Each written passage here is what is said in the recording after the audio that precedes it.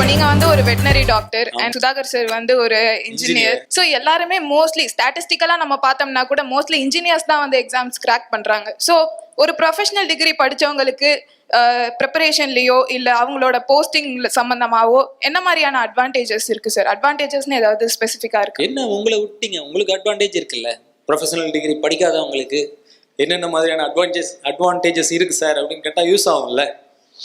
ஆப்போனண்டோட weakness check பண்றாங்கம்மா, ஸ்ட்ரென்த்தை நம்ம தெரிஞ்சு என்ன பண்ண போறோம். SWOT analysis is important. So with your permission I will redesign your question into that actually. What is your advantage versus specialists like us? இல்லையா? Yes sir, sure sir. See, I start with my daughter.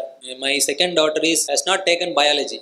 ஆனால் பயாலஜியில் வந்து DNA, RNA, mRNA, virus, vector இதெல்லாம் சொன்னால் அவளுக்கு இப்போது நான் சொன்னேன் கொஞ்சம் பயாலஜி நீயும் படிக்கணுமா, இப்போது இன்ஜினியரிங் போகணும் இந்த கல்லூரி போகணும் அந்த கல்லூரி போகணுன்ற டிஸ்கஷன் வரும்பொழுதும் நம்ம வசதிக்காக நம்ம வந்து பயாலஜி, மேத்தமெட்டிக்ஸு, சோசியாலஜி, சைக்காலஜி ஒரு மனுஷனாக இருந்தோம்னா நம்ம எல்லாத்தையும் அந்த காலத்தில் வந்து கற்றுக்கிட்டோம்.